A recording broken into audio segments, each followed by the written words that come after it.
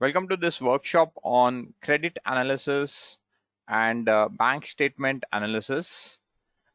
I am Rajesh Chakutia. I'll be taking this workshop and would like to have active participation from all of you during the session. Before I get into the workshop details, let me quickly introduce myself, and for a short duration I'll keep my webcam on and later on I'll disable it due to bandwidth. Some people might have a poor bandwidth, so I'll disable it later on. Yeah, so I am Rajesh and I've got overall 20 years of work experience, and for last 3+ years I've been doing training on data science, machine learning. I have done my senior management program from IIM Calcutta. I've done my graduation, engineering graduate from VJTI, Mumbai University. I'm a project management certified, Oracle certified, and I am adjunct faculty at some of the training institutes like Great Lakes. Overall, I would have trained more than 3,000 plus people, and my work experience, various companies I have worked at, is shown below. Fractal is where I started my analytics career. So that's a quick brief background. It would be great if all of you can also put your brief profile in the chat box. Later on after the session I'll go through those so that I better understand the audience.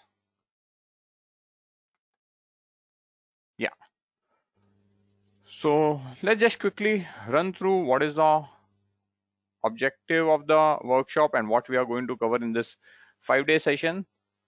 In today's session, we'll discuss about what is credit analysis, what is the business problem statement that we are going to take for the workshop today. And at the end of the session, I'll outline the activities what we will be doing in the next 4 sessions. At the end, a quick walkthrough of the e-learning portfolio. This will help you understand how to make use of the e-learning portfolio or portal during the workshop and later on when we unlock some of the videos on data science. So what is credit analysis? I'll jump into that. Before that, if anyone has any questions at this point of time, let me know. Yeah. So let's get started with credit analysis. Himanshu is my colleague who is moderating the session. Himanshu, at any given point of time, if you see some of the questions, let me know so that we can then take it up. Okay. Okay.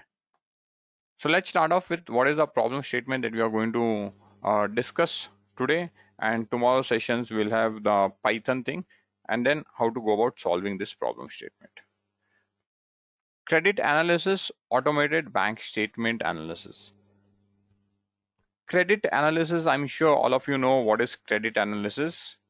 When we apply for a loan, we have to fill in our application details and give our requirement, and some documents that we give along with the application is bank statement, KYC details, income tax returns, and all of those things. At the bank end, an analysis of our documentation is done, and based on that analysis, our loan is sanctioned, approved, and dispersed. That entire process of analyzing the credit worthiness of an individual or a business or an organization is credit analysis. I'm sure this is known to everyone. All of you know that, right? Anyone who is not aware of credit analysis at this point of time? A quick question from my side. Yeah.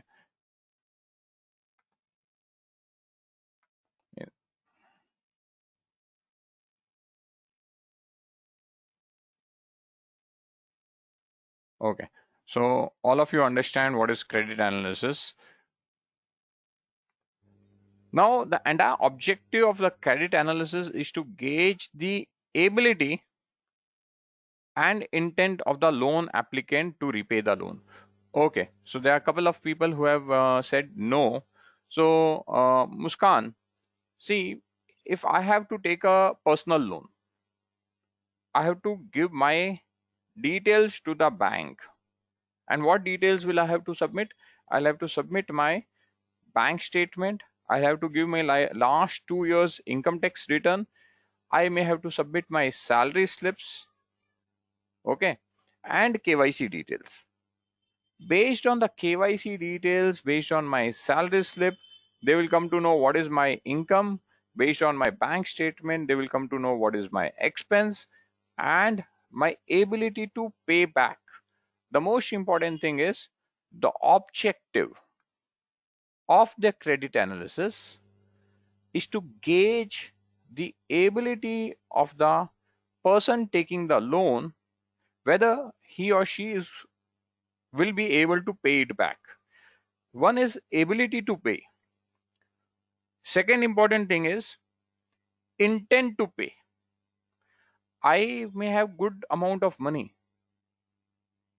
but I take loan and then intentionally default. So a credit analysis is supposed to not only just see what is the person's individual's ability, but also intent. From income tax return, I can come to know ability, but intent I can find out by analyzing the character. So this process of analyzing is called credit analysis. I hope Muskan, the question is answered.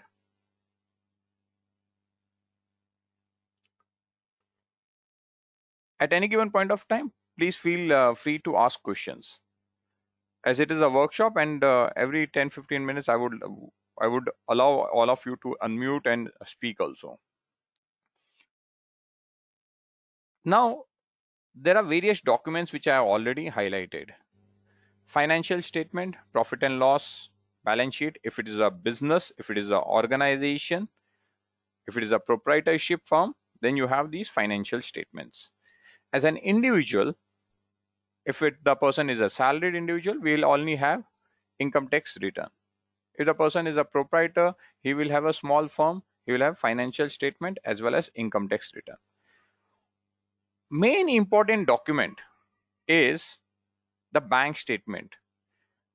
Any business you run, whether you are salaried or whether you're a businessman, all transactions gets routed through your bank. Most of the transactions gets routed through your bank. Some transactions does not get captured in the bank statement, which are cash transactions, which someone may not want to disclose. In that case, it does not get captured. But we will be in the realm where we assume that transactions are routed to the bank. And then there can be supplementary data of the loan applicant. Okay. Now, in this session, we will first discuss about the credit analysis. How is the intent and the ability analyzed? There are 5 C's of credit analysis. The 5 C's of credit analysis are character, capacity, condition, capital, and collateral. The first and foremost is the character. As I already mentioned, intent is more important than ability. The most important characteristics that a lender looks into a borrower is integrity and honesty. We already know there are many cases where people have taken thousands of crores of loans and they have left the country. Do they have the ability to pay? Probably in most cases they have the ability, but probably in some cases the integrity is missing, right? I hope all of you agree that if I have to give my personal money to a friend, then I would see the integrity of that friend, not the ability first. How many of you agree with me? How many of you agree? You can unmute and answer.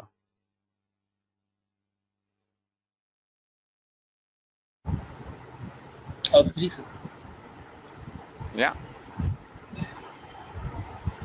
So the first and foremost is the intent is what we have to find out. Okay. Now, how can we evaluate this intent? The most commonly used way today to evaluate intent is credit score. We popularly know CIBIL, CIBIL. And if the CIBIL score is high, which means the person is credit worthy. Any idea how is CIBIL score calculated and what all details CIBIL has when they compute our credit score? Anyone? The loan related data, then the payments made on time. Yeah. So basically, Missed payments, tenure of the loan, credit defaults, the amount of money that is withheld yes. out of the total amount. For example, 1 lakh is the limit of the credit card and 80,000 is utilized. So they check that also. Yeah. And how many loans are closed. Yeah. So fantastic, Pavnesh. So basically, what happens is any loan that we have taken across different banks or the credit card that we have, all the details are shared on a monthly basis, on a periodic basis by the banks to CIBIL. So if I default on any loan, CIBIL will come to know that the person has defaulted. And based upon default, if it is my first default, I will get into a bucket 1 to 30 days. So we call it X days default. X means any number of days which is between 1 to 30. If I miss two EMIs or two payments, two cycle, I'll get into 30 to 60. And then the moment I miss three, I'll get into 90. So basically, this is how the details are shared on a periodic basis. The moment you have missed more than three, you become 90 plus. And once you are 90 plus, the banks are supposed to classify you as a NPA, non-performing assets. So that is one of the most important thing which CIBIL gathers from all the banks and NBFCs, and that gets reflected in our CIBIL score. The other way of identifying the intent is education qualification. Do you agree that more higher the qualified person is, less chances the person is going to default?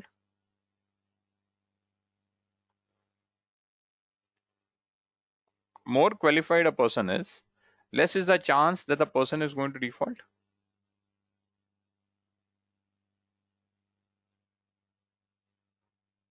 Okay. Neeraj, why you feel that more qualified person is less likely to, is not necessary?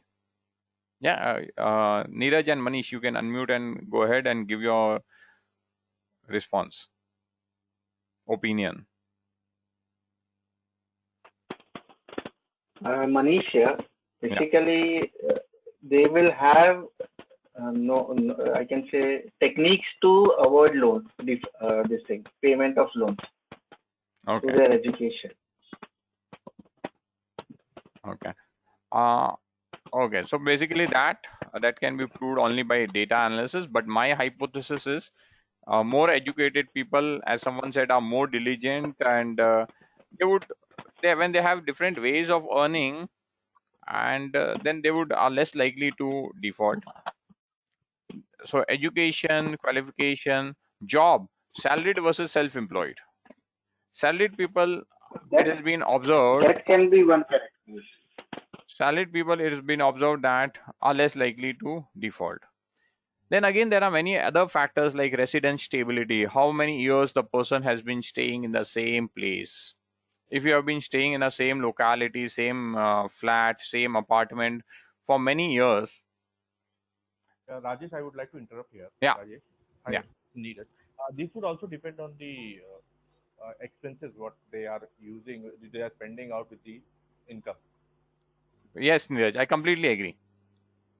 Yeah, that is what. Basically, I was into collections, so Yeah. I know how people used to default the credit cards, bills, and all. So that is the reason what I can say. Yeah, I completely agree, Neeraj.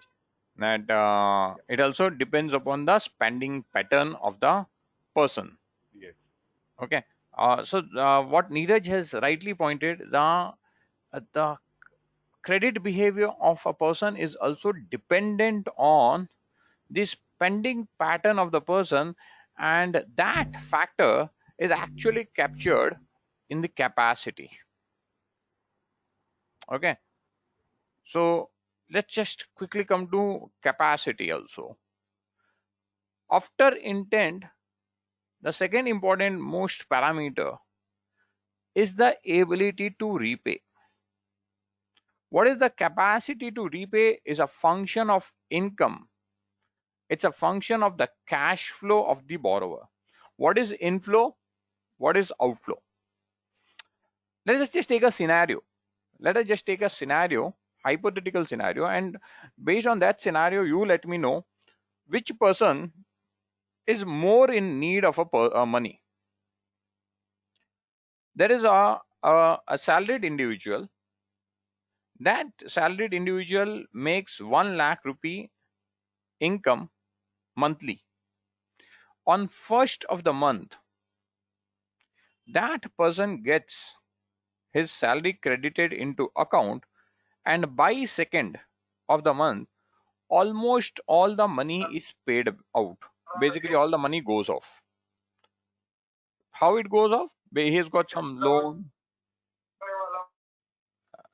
He has got some loan. He has got some rent liabilities, other things to pay off. And by second, all the money is exhausted. Outstanding dues on credit card, gone. There's a second person who has got only 10,000 rupees as a monthly salary, but that money gets exhausted by 15th. Basically, his expenses are normal expenses, normal livelihood expenses. Every second day he withdraws 1,000, 2,000 rupees for groceries, travel, and basic expenses. By 15th, that money is exhausted. Which person is more riskier, according to you, all of you? Which person is more riskier? Two scenarios we have. One is 1 lakh rupee. By second of the month, that money is exhausted because of various liabilities and expenses. Another person having only 10,000. The first one, First one. because just one day all the money is being exhausted, then he might not have money for the rest of the days of that month. Yeah. So right, Krutika. So the first person would be more riskier. So basically, this is what has to be evaluated. This is called as capacity to repay. Now, there are various ratios these financial institutions have created. The first one is very simple. I think so. All of us would be knowing, but still, let's discuss it. Installment to income ratio. So when you take a loan, you have to repay that loan by paying installments, which is also called as, in simple terms, as EMI, equated monthly installment. So assume I take a loan of 3 lakh rupees as a personal loan, and monthly EMI turns out to be 25,000 rupees. Not 25 for 3 lakh would be too high number. Say the monthly EMI turns out to be 12,000 rupees. Okay, 12,000, and my income is 1 lakh. So if I do a ratio of 12,000 divided by 1 lakh, it will be 12%. In this case, my installment to income ratio will be 12%. So this is one of the parameter which many organizations see. Thumb rule is, those who have not been in finance side, for them, thumb rule is most of the companies are willing to go up to 45% installment to income ratio. What it means is, whatever a person earns, 45% of that the person can have to be paid for meeting the EMI requirement. Remaining 65%, remaining 55%, not 65, remaining 55% is essential for his daily expenses, his periodic expenses like rent, groceries, travel, children education, and so forth. So that's a thumb rule. 45% can be considered as a IIR, that much money a person on a monthly basis can use for paying EMI. That's a thumb rule. So many banks take that as a criteria in their analysis to arrive at how much loan amount they can pay. Some banks, NBFCs, instead of using installment to income ratio, they use a term fixed obligation to income ratio. So can someone explain? As I understand, there are many people who are from banking domain also. So can someone explain this fixed obligation to income ratio?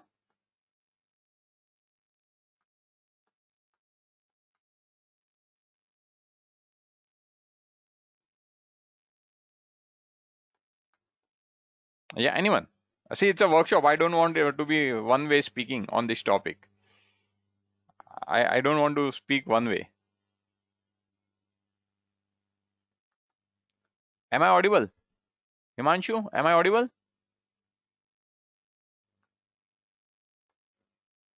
Yeah. So anyone wants to take a opinion call? What is fixed obligation to income ratio? The fixed obligation must be some, you must be paying his rent for a month, some SIPs, mutual funds, or some which is already paying. Yes, right, Sanjay. So basically, fixed obligation to income is very simply put, there are certain obligations which are already fixed. For example, I've got a rent to be paid, 15,000 monthly rent to be paid. Then I have a monthly railway pass of 3,000 rupees.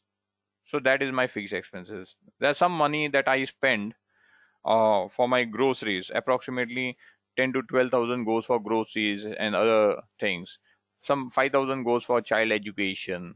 So there are certain expenses which are already taken into consideration. Okay. So those are my fixed obligation.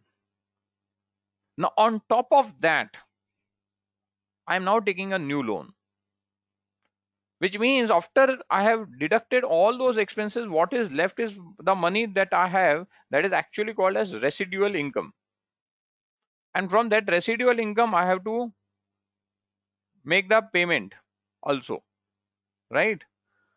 So I add the new obligation, whatever EMI is going to be added up. Typically, banks do not want to go this total fixed obligation, existing obligation plus the obligation of the new loan that the person has applied, banks typically do not want to go beyond 75-80%. Still, they want 10 to 20% buffer left. Why do you think this bank wants this 15-20% buffer still left in the hands of the individual? Any idea? Maybe uncertainty or any other expense that a person need to make. Yes. So this is for the uncertainties. There are certain uncertainties, accidents, medical ailment, and now in this in this scenario of COVID-19, the uncertainties are more. So to take care of those uncertainties, the banks typically leave that 10-15% as a buffer. Then there is something called as debt service coverage ratio. Excuse me, sir. Yeah. It's Amisha here. I still couldn't understand the fixed obligation to income ratio. Like, what are we calling the obligations here? Can you please explain? Fixed obligation to income ratio. Fixed obligation to income ratio. Okay. Yes, yes. So obligations are, if you are say staying in a rented family, I'm muting you, Amisha. There is a background noise. Say you're staying in a rented flat. The 15,000 that you pay is an obligation, monthly obligation that you have to pay, right?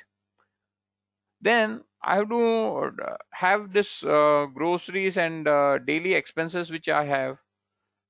Assume 10,000 goes for my cost of living. That is a fixed obligation. So anything which is on a monthly basis which is going to recur is a fixed obligation. Now on top of that, what you are saying is you're going to take a loan. Now if that loan is there for next 3 years, you have to pay EMI. So existing obligations plus loan is fixed obligation. So this banks don't go above 75-80%. Okay. Then there is something called as debt service to coverage ratio. So basically debt service to coverage ratio is mostly done for business entities, where debt service coverage ratio is calculated based on what is the total debt to be paid, that is by way of EMIs or installments, and what is the total income that they are going to generate. So typically in case of business entities, they use this term. Then we have something called a residual income per person. Residual income is how much money is going to be left divided by number of family members. Again, in my experience, I have worked with some NBFCs where they want to ensure that a residual income per person. Now, in this case, the way they compute residual income is income minus EMI. Income minus EMI is called residual income, that divided by number of family members is called residual income per person. And they have their own benchmarks of 3,000, 4,000, 5,000, depending upon country to country. If you are working in Middle East, depending upon the standards of living there, you will have a cutoff. Depending upon India, it would be around 4,000 to 5,000 rupees residual income per person should be there. So there are two important elements. One is a character, other is capacity.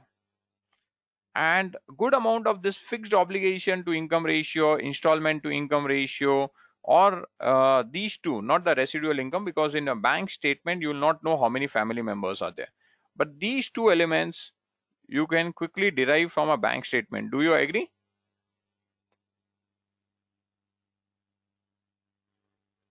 How many of you agree that we can arrive at installment to income ratio or a fixed obligation to income ratio from a bank statement? I mean, it can be 70 to 80%, not 100%. Nothing would be 100% correct.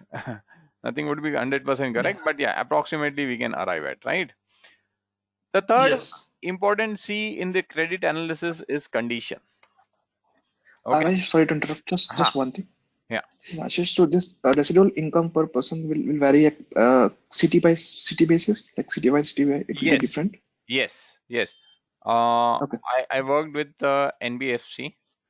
Okay, and that specifically I can say LIC long back, probably 2003, 2004. They used to have some standards of residual income per person.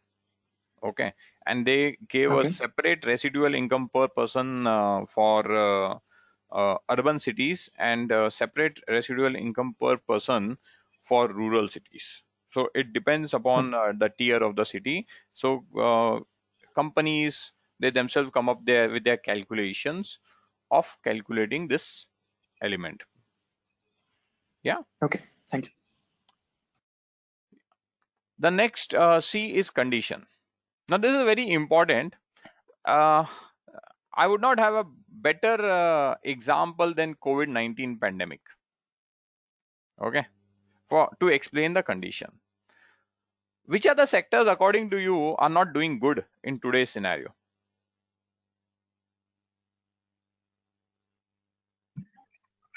Hospitality industry. Hospitality industry is not doing great. Anything which is related to hospitality, be it aviation, travel, restaurant, to all of that are not doing All great. of them. All of them. So if a person from that domain comes up and says, I'm looking for a 2 lakh personal loan or 5 lakh rupee loan, you are a banker, would you give that money?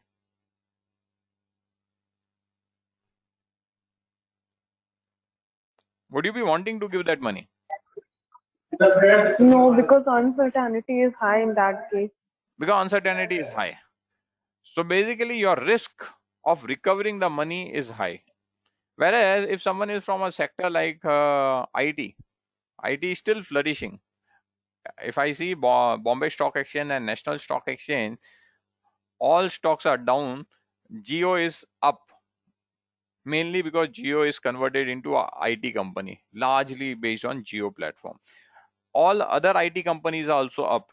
TCS, Infosys, even in the pandemic, they have come out with results which are good. If I will not say bad, they are still good. So IT, chemical, pharma, these are still growing in the current pandemic scenario. So anyone coming for a loan, you will be more than willing to give a loan as a bank, right? So the third important element is condition. The character of the person is good, but the condition, the business scenario is not good. In that case, despite the person being a good character, you may want to hesitate giving loan. Now in this COVID-19 scenario, government came up with a moratorium. After the moratorium, there will be credit evaluation of people, because in moratorium some people would have taken the benefit of moratorium and they would have stopped paying the EMI. Moratorium in banking industry is a time period where you do not pay interest on the loan. But remember, moratorium does not mean you will not be charged interest. Interest keeps being charged to you. Interest will be charged to you, but it will keep getting added to your principal. I took, say, 2 lakh rupee loan and I take benefit of RBI moratorium and my EMI is 12,000. I have not paid the 12,000 for 3 months. 36,000 rupees, it will get added to the total outstanding loan and it will become part of my principal. So that is, in moratorium, interest is still to be paid. There is no running away from interest, and on interest you will be charged. I hope you got the point. The condition is very essential. The next two element is capital and collateral. Capital is what is the loan amount being requested by the borrower and how much money the borrower would make.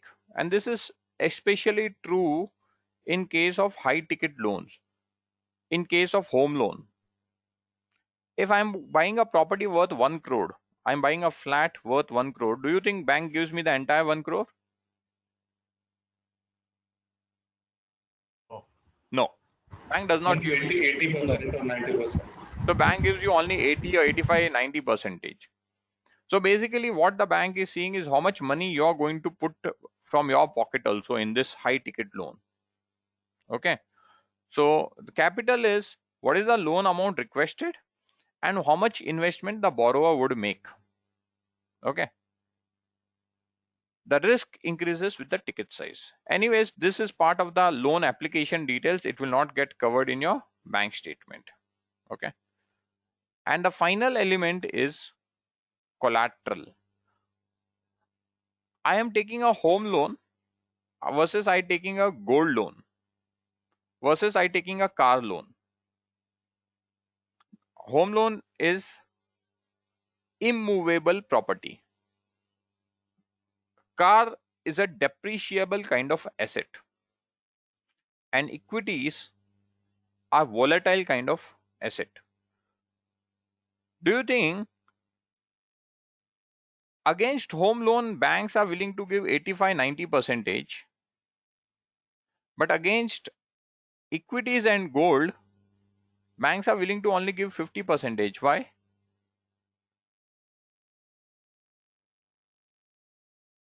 Because its value keep on decreasing, or means that is not fixed.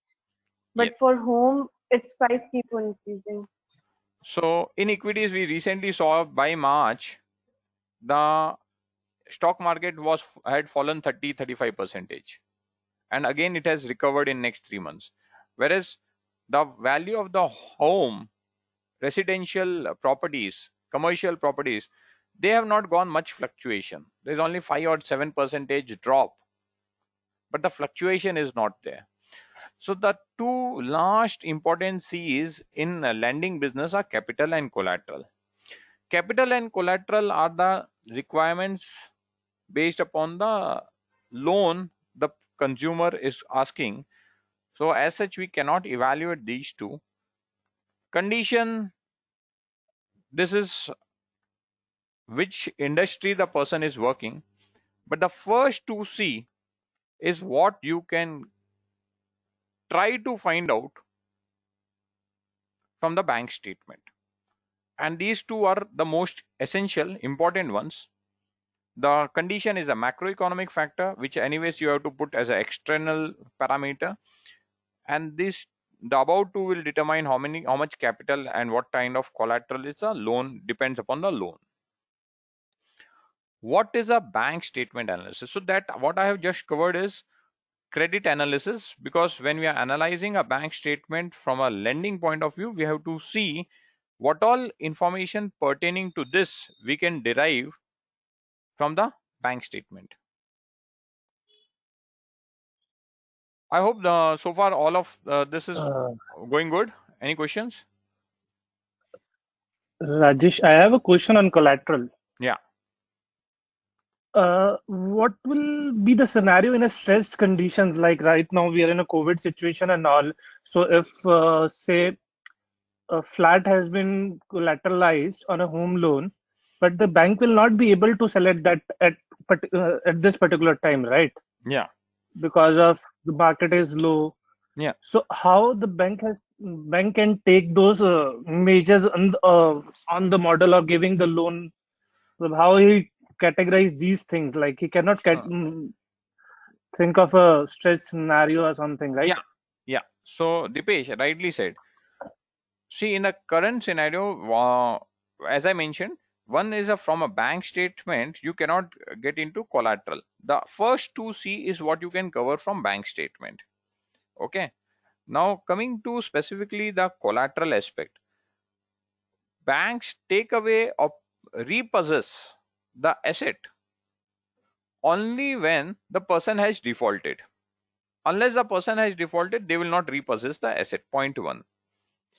Point two, in the current COVID scenario, RBI has already given 6 months of moratorium, which means the people who have taken the benefit of moratorium, they have not been paying the interest for last 6 months.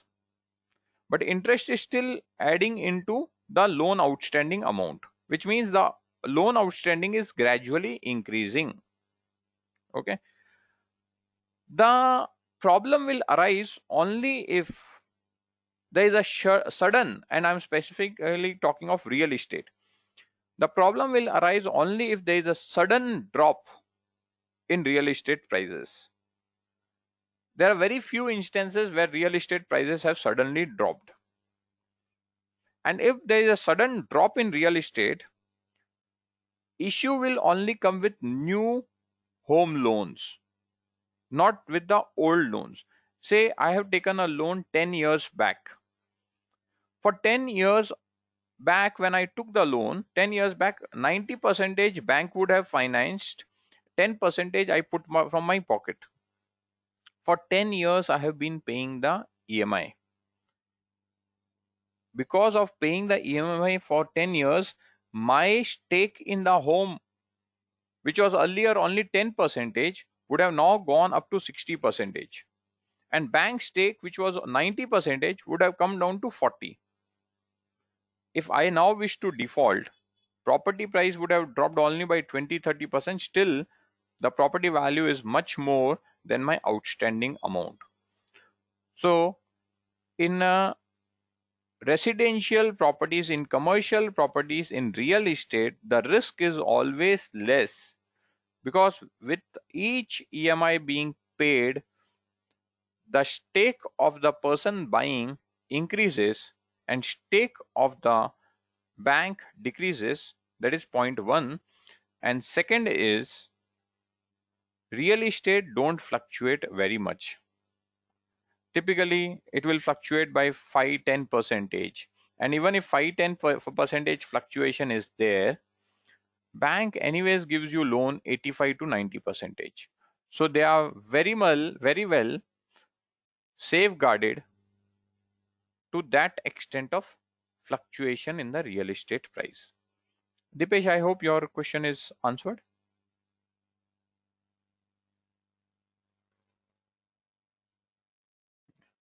Okay. So we will focus, as part of the session, we are going to focus on the bank statement.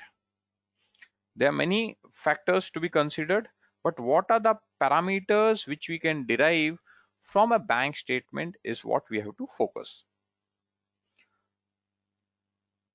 Typically, when you apply for a loan, depending upon the bank, depending upon the country, you may have to give a 6 months to 24 months bank statement. Okay.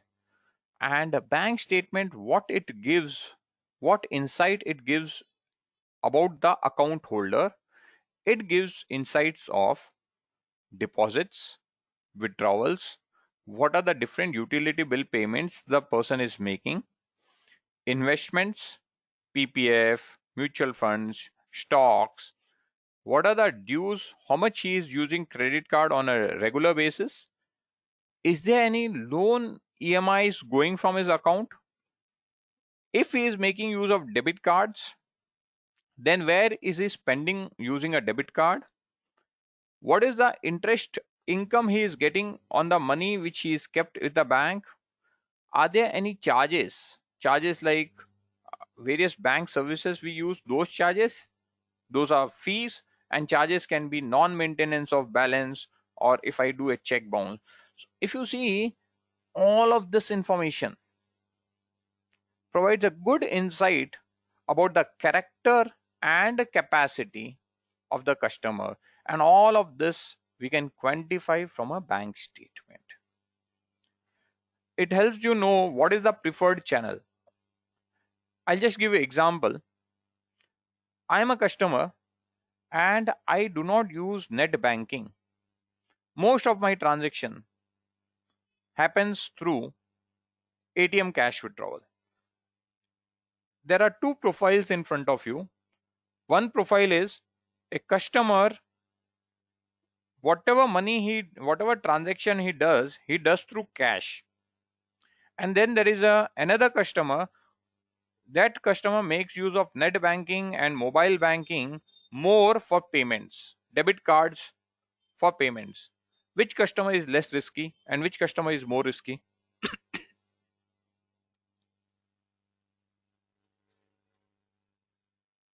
Opinion. The credit card one maybe, because he'll be having more charges for his credit card, and maybe net banking charges as well, mobile banking charges as well. No, okay, I'm saying okay. A person who makes use of the person who yeah, go ahead. The person who is using credit card, debit card are not, I mean, somewhat safer. The person who's taking the money from the ATM, we don't know where he's using it. Yes. Right. I could not see who said, but whoever said that is right. Suresh. Yeah. So basically, a person who makes use of net banking, mobile banking, credit card, he is actually willing to show genuinely where he is spending. He's not bothered of bank coming to know or income tax department coming to know where he is spending. Whereas a person who does all transaction through cash is actually more suspicious. If you see the volume of cash transaction in the account to be high, he is more suspect. That's the reason why you see government of India has now come up with a rule saying if the transaction total cash withdrawal in the account is more than 1 crore, a tax at the rate of 2% will be levied on withdrawals more than 1 crore. This limit is too high. We don't even think of 1 crore withdrawal, but this limit is too high, right? I hope you understand. So that's where knowing the channel also gives you a detail of whether customer is risky or not. Again, there are many important elements. Excuse me, sir. Yeah, go ahead. Yeah, I have a doubt about the rule you said. Like, stupid, but 1 crore as in it's the, like, so now no one could withdraw 1 crore at a time, right? He or she would withdraw like. No, it's a cumulative in a financial year. Now. It's a cumulative withdrawal I in see. financial. Right. Got it. Thank you. Okay. Then again, the bank statement tells you about check bounce, late payment charges, balance non-maintenance charges. How many of you think you have been regularly paying money charges for non-maintenance? Anyone who has been paying non-maintenance charges? Probably most of us don't pay that. Why? Because whenever our balance goes down, we become cautious that hey, my bank balance is going down. Probably if my bank balance is below the AQB limit, I'll get charged 750 rupees.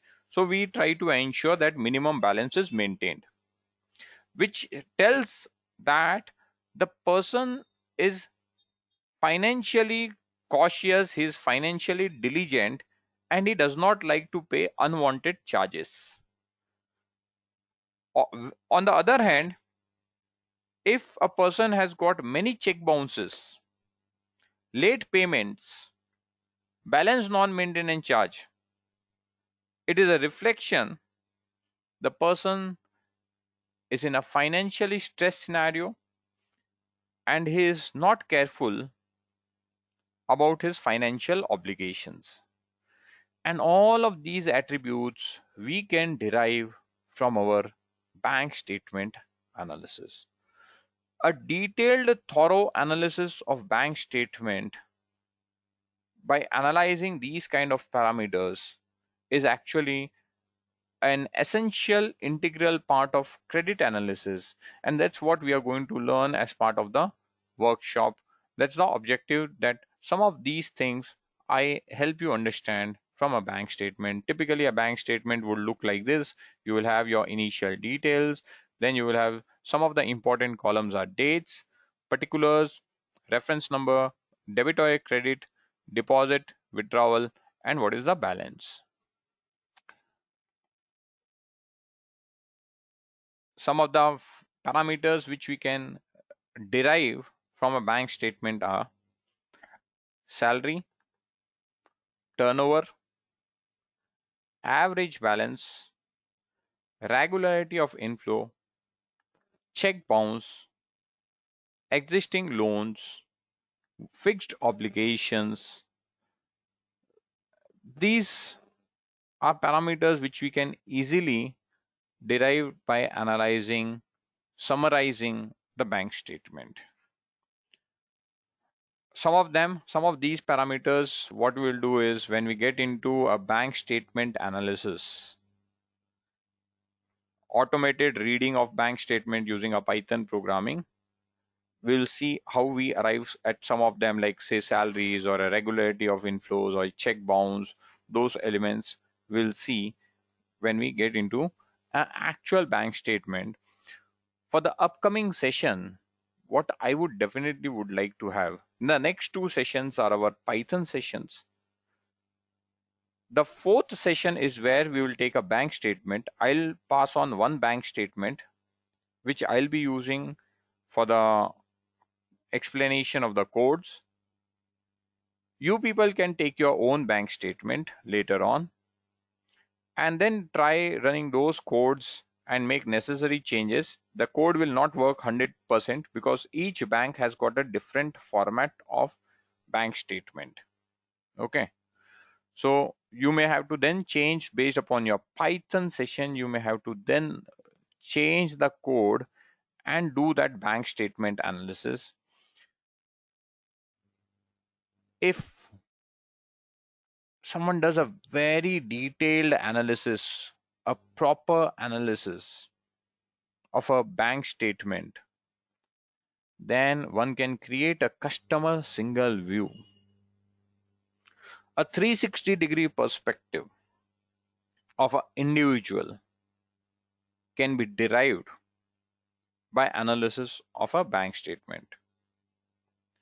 So basically, the entire objective of this workshop would be to guide you in that direction of how to analyze a bank statement and how to get a 360-degree perspective of the customer from the bank statement. So that we'll cover as part of our fourth and fifth day session. The objective of this day session, today's session, was primarily to make you aware of the business problem statement. The business problem statement is analyze the credit worthiness of a customer. And in the analysis of the credit worthiness of a customer, one of the important parameter input is a bank statement, which provides you many details. How we do the analysis based on the 5 C's, and what all a bank statement gives you is this. At this point of time, any questions? And I would recommend that before we reach the fourth day session, how to design a customer single view, you should read that blog. Let me just quickly jump into what we are going to cover in the next 2 day session. Today's session was an introduction of credit statement, bank statement, credit analysis, what factors are seen, what not. We will build upon that in our upcoming, but we require, along with domain, we require tech knowledge. So the next 2 days we will give for some of the basic programming activities. I assume all of you have registered on the website. Anyone who is not registered on the website?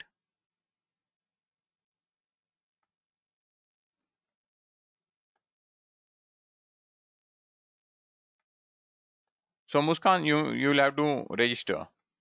Okay. Kindly quickly check. This is the URL, elearning.k2analytics.co.in. Yeah. So kindly quickly check, log in, and we have already made access, given access to this, to all the people who have already registered. We have made the access, given the access to Python videos. In all, the Python videos is of 10 hours. Our workshop will be only 2 hours.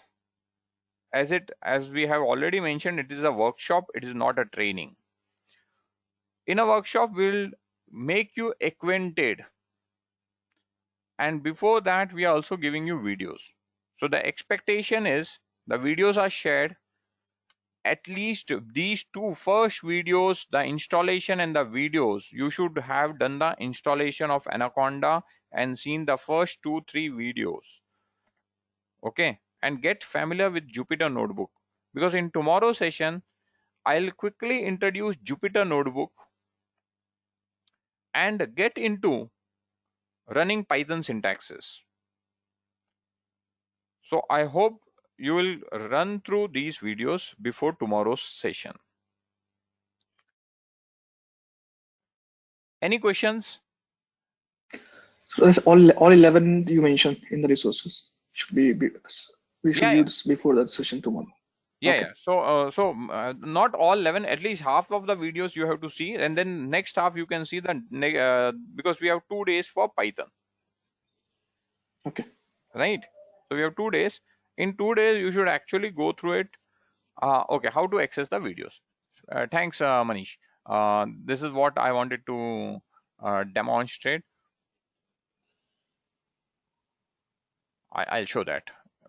Thanks for reminding me. So for example, I'll type elearning.k2analytics.co.in.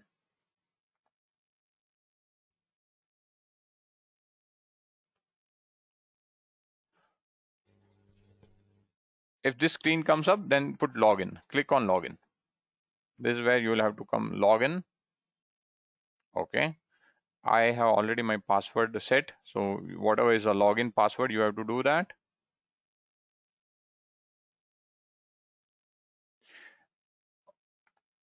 The menu that you will get is something like this. Resources is where you have to go. Once you have logged in, you have to click on resources.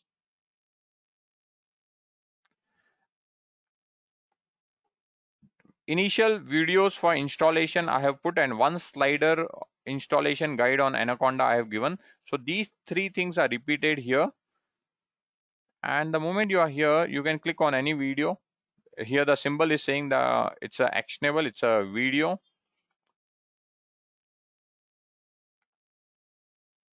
And you will be able to play the videos. So it guides you through how to download, what to download, and the entire download can be done from here. But the first 2 videos also introduces you to Jupyter Notebook. For our session, we are going to use the Jupyter Notebook for running our codes. And it is explained in the first 2 videos. So probably you can run it, and then you can quickly, once you have already installed, you can quickly navigate by jumping the slides. And I'll also give you one more information, that the way to use this is you should have this in picture in picture mode. Picture in picture mode, like this. So now once I'm in picture mode, assume your Jupyter Notebook is opened here, and here this picture in picture mode works. Then the video will play parallelly and you can do your work here. Both of the things can be done parallelly. So from here, video syntaxes, once I run the say this video, I can see syntaxes. The syntaxes you want to practice, you can have the syntax open in a different browser, and this you can run in a picture in picture mode. This picture in picture mode is there. Okay, I hope this helps.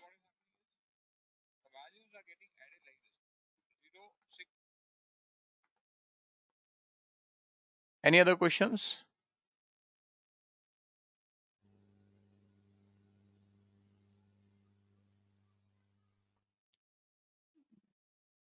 Okay. Those who do Just not one thing. It's not because. one minute. Those who do not have question, and if they want to drop, then feel free to drop. I'll stay back for next 10-15 minutes for anyone who has got queries, because I know it's a evening time. Some people may want to see whether they can drop. You can drop now. Yeah, Manish, you have to see the first 3-4 videos. Yeah, go ahead. Someone was saying, I interrupted. Sorry. Yeah, Rajesh, this is Ashish. So just like one question regarding the first one, the capital, we have character, and the second was capital, I suppose. So in that one, debit service charge, some uh, one context was there. Can you also explain that once? Debt service coverage ratio. Yeah, if you can just give a small. Okay. So let me just explain the debt service coverage ratio. See, as a business entity, I take loan to run business. So that is debt, right? Yeah. And for that debt, I need to pay installment on a periodic basis. It can be a working capital, it can be a secured loan, it can be unsecured loan. Whatever kind of loan I take, I have to pay EMI installment or pay back the interest, right? So this is the amount which I have to service. That amount which you pay back is called as debt servicing. Okay. Now how will I pay back this money? I will be able to pay back this money based on the cash inflow, the revenue which I have. Now revenue minus fixed expenses like salaries and other expenses will go off, and whatever is left is the income, is the gross profit. Okay. From this gross profit only I will be able to service it. So that ratio is called as a debt service coverage ratio. Okay, yeah, I got it. This is Thank you. specifically used in the business organization evaluation. For individual retail loans like home loan, car loan, this does not come into effect. Sure, thank you. Yeah. Anyone else? Yeah, go ahead. I just want to know, like for data scientists or data science, the Python or is there any additional languages there, or only these two are more familiar or more useful? Yeah, let me answer this. Before that, Sonam has written a question. Can you do the recording of live session and share with us? Sonam, yes, we are doing the recording of the session. Your question regarding R and Python. Yeah. These R and Python are the two prominent tools which are currently being used in industry. Another prominent tool is SAS. It's a paid tool. Many banks actually make use of SAS. Many companies in the Middle East also make use of SAS. Okay. Then there is in big data Hadoop, there is a programming which is in Scala. Okay. Oh, okay. So there are many programming languages which are there, but currently the most used is Python. Python is at the top. Okay. So the if you see my first part of the video, you will come to know within the first 15 minutes of the video recording, I explained why Python is having so much importance, because it's a general purpose programming language which can be used for website development, it can be used for mobile app developments, it can be used for variety of purposes, and that's the reason Python has got dominance. Okay. Okay, thank you. Yeah. In the meantime, I'll see if there are any questions which I have not answered from the chat box. Can you please explain what's the difference between data scientist and data analyst? Yeah. And how the Python or R programming means in which particular R is used and in which particular Python is used and which is means? Okay. What is the major So the difference in difference that? between a data scientist and a data analyst is, as a data scientist, you are not just working on data, you are also analyzing to solve a business problem. But when someone gives you a role as a data analyst, the expectation is actually less compared to a data scientist. The expectation from a data analyst is not there on the statistics aspect. So the person is expected to run Python codes. Someone would have built models. So the expectation would be that person will recurringly, repeatedly run the models and do the scoring. Those are the expectations. But if someone is a data scientist, the expectation is the person will know programming language. The person will be able to solve a business problem using mathematics, statistical knowledge, and machine learning algorithms. Are you getting? Yeah. Yeah. Are we going to learn R programming, Amisha? No, we are not going to learn R programming as part of the 5-day session. However, we'll be releasing the videos. Okay. And at the end of the 5th session, if you say, okay, hey, we want to learn R programming and other things, then we can have a course designed where we can cover many other aspects.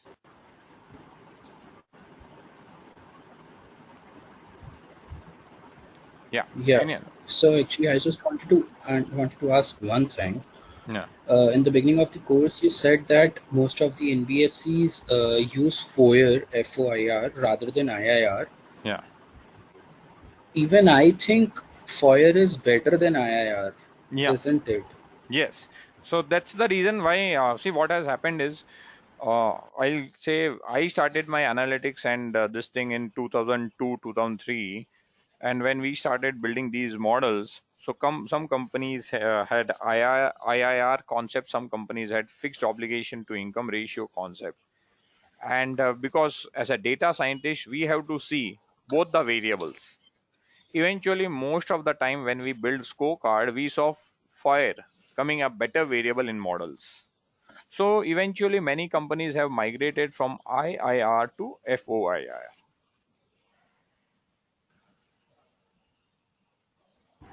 Okay, sir. And so second thing what I need to ask is, like you said that if a person is a data analyst, he is not in a business to solve the problem, but he'll be aware about programming and building models and scoring. And for data scientists, you add one more thing, that the person will be able to solve the problem as well. Yes. So sir, if a data analyst is able to build a model, No, building model then does not come as somewhere a data analyst. Most of the time, data analyst is not expected to build models. I said data analyst will run the codes related to models. Someone will build a model, and on a periodic basis, you have to do scoring. He will implement and run those codes to score. So model development typically is done by data scientist. Okay. So what is the use of data analyst then, if he is just running the code and scoring it? There are many usage. An intelligent person who is built the models, typically if you ask him to on a periodic basis run code and score data, that person will not love it. They will not be interested. Okay. So you require different types of people in your team. Someone would be willing to do some monotonous work because God has not given that IQ. So if they are skilled in some different areas, right? So there is a role of every individual in the team.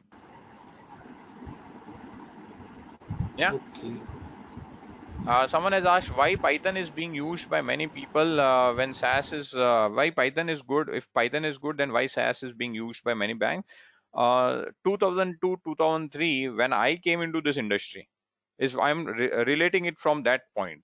When I came in the industry, SAS had 80 to 85% market share.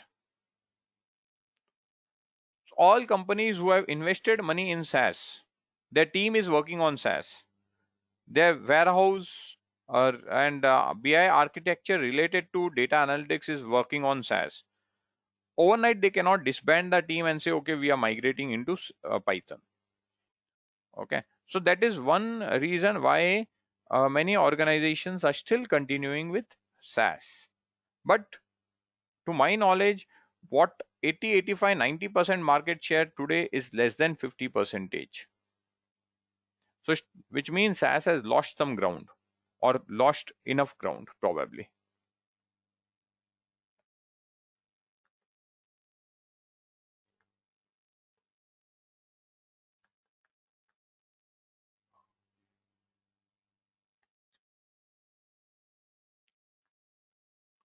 Would you say digital marketing using existing Python sets for data visualizations or data analysts? Do I understand it clearly?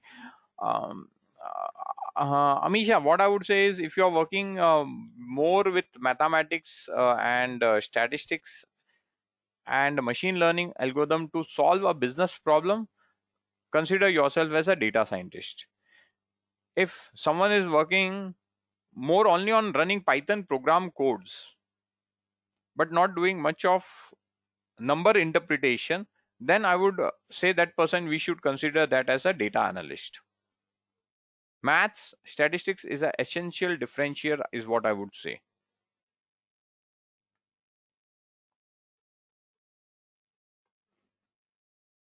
Yeah. Can we say that data scientists can also perform the scope that is covered in data analytics, but data analytics cannot perform whatever is No, covered data in data analytics is part scientist? of data scientist. Data scientist is a role. Data scientist is a role. Okay. Data analytics is a function. We are talking of data So means analyst. Data analyst versus data scientist, both of them are role. Data analytics is a function. Data scientist does the function of data analyzing, data analytics.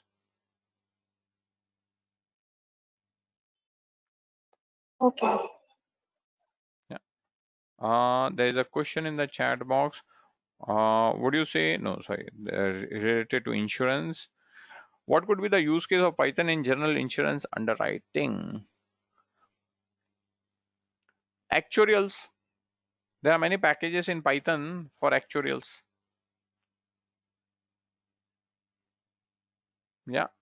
So, Pavnesh, Python has got many packages related to actuarials. You can make use of actuarials and Python packages to come up with designs of new insurance policies. And you can also build predictive models using Python in underwriting.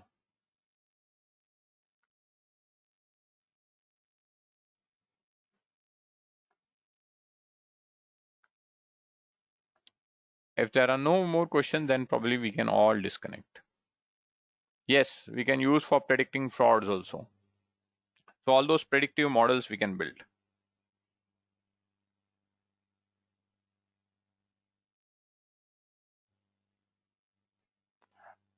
If there are no more questions, then probably we can disconnect.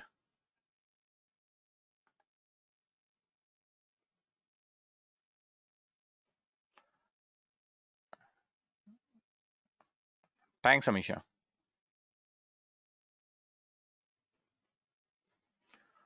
Okay, thank you all. I am disconnecting. See you tomorrow in the workshop. Bye.